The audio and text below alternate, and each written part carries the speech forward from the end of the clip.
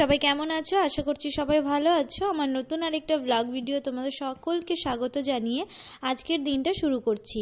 তো সবাই আজকের ব্লগটা দেখতে থাকো, আশা করছি তোমাদের ভালো লাগবে। আজকে সারা দিন কি করলাম না করলাম সবটাই তোমাদের সাথে এই ব্লগে আমি শেয়ার করেছি।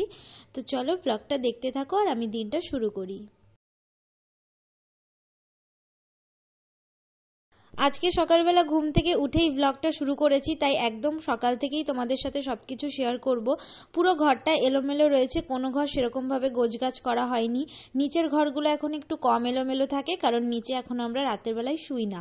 তো সব ঘরটা এখন আমি সুন্দর করে গুছিয়ে নেব। রান্নাঘরটাও বেশ এলোমেলো রয়েছে, সকালের রান্না বান্না করতে হবে। তো কালকে মাসি যে মাংস ভাত দিয়েছিল সেগুলো অনেকটাই বেঁচে গেছে, এগুলো দিয়েই ভাবছি সকালে একটা ছোটোখাটো ব্রেকফাস্ট বানিয়ে ফেলবো। তো এগুলো এখন থাক, চলো ঘরটা গুছিয়ে ফেলি। আমার এদিকে উপরের ঘরটাও ক্লিন করা হয়ে গেছে, বিছনাপত্র তুলে নিয়ে আমি ঘর ঝাড়ু দিয়ে দিয়েছি। তো এখন বাকি যে বারান্দা আর ব্যালকনিটা বাকি আছে ওখানটাও ঝাড়ু দিয়ে নেব, তারপরে বাকি যা কাজকর্ম আছে সেগুলো শুরু করব।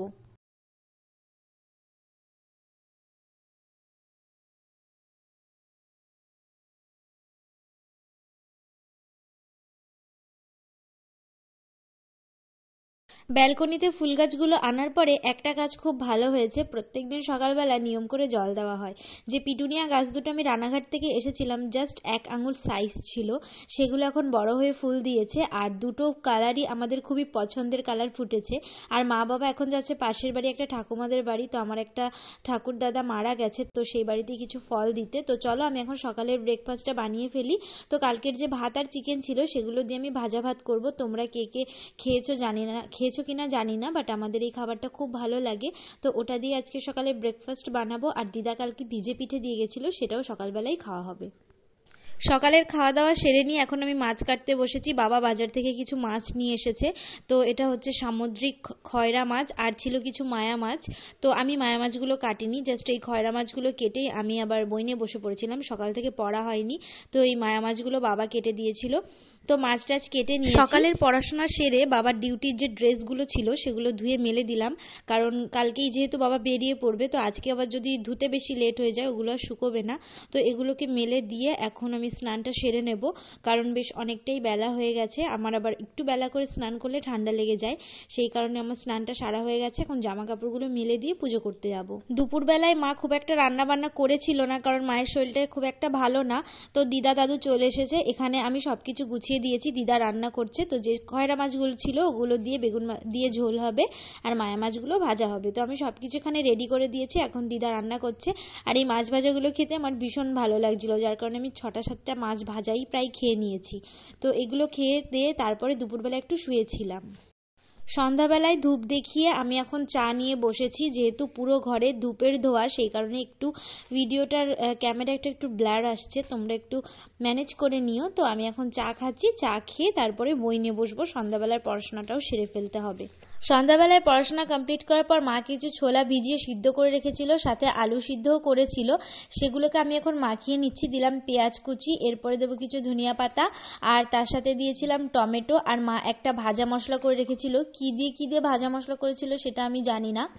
তো আমি সেগুলো দিয়ে ভালো করে মাখিয়ে নিলাম। তো দাদু এসেছে, তোমরা তো প্রথমেই দেখলে দুপুরবেলায়। তো আমরা যখন বাড়িতে একারা থাকি তখন এরকম কিছুই বানানো হয় না, কিন্তু বাড়িতে যখন কেউ আসে তখন এরকম চটপটি বানিয়ে খেতে বেশ ভালোই লাগে। তো এখানে ছোলা মাখিয়ে নিয়েছি, ছোলা মাখানোর পর তারপরে কিছু পেঁয়াজিও বানিয়ে নিয়েছিলাম। তো পেঁয়াজি বানিয়ে সবাই মিলে সন্ধ্যাবেলায় বেশ আড্ডা মেরে খেলাম। আর এরই মাঝে আরও একটা ঘটনা ঘটে গেছে, সেটা হচ্ছে আমি রান্নাঘরে একা একা কাজ করে পারছিলাম না, সেই জন্য ভাই এসেছিল থালা বাসন দিয়ে দিতে। পুরো এক সিঙ্ক থালা বাসন ছিল, সব কটা বেচারা দাঁড়িয়ে দাঁড়িয়ে এখানে ধুয়ে দিয়েছে আমাকে।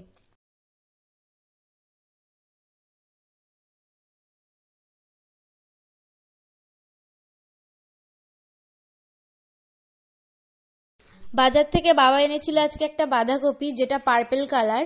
তো এটা কাটার পরে খুবই সুন্দর লাগছিল, কিন্তু আনফরচুনেটলি কালকে রান্না করার পর এটা দেখতে আরো জঘন্য হয়ে গেছে। দেখতে যতটাই সুন্দর ছিল, রান্না করার পরেও দেখতে ততটাই বাজে হয়েছে। তো কিন্তু খেতেও নর্মাল বাঁধাকপির মতোই টেস্ট ছিল। এখন রুটি বানিয়ে নিচ্ছি। রুটি বানিয়ে নিয়ে তারপরে বিছানা করতে যেতে হবে, কারণ 11:30 বেজে গেছে, অনেকটা রাত হয়ে গেছে। তো আজকের ভিডিওটা এই পর্যন্তই রাখছি। কারোর যদি আমার ভিডিওতে কোনো পার্ট ভালো লাগে অবশ্যই লাইক কমেন্ট শেয়ার করে দিও। আর যদি কোনো নতুন বন্ধু আজকে আমার ভিডিওটা প্রথম দেখে থাকো তো চ্যানেলটা সাবস্ক্রাইব করে পাশে থেকো। তো চলো আজকে তাহলে বিদায় নিচ্ছি, দেখা হবে তোমাদের সাথে আবার নতুন কোনো ভিডিওতে। ততক্ষণে যার যার খেয়াল শেষে রেখো।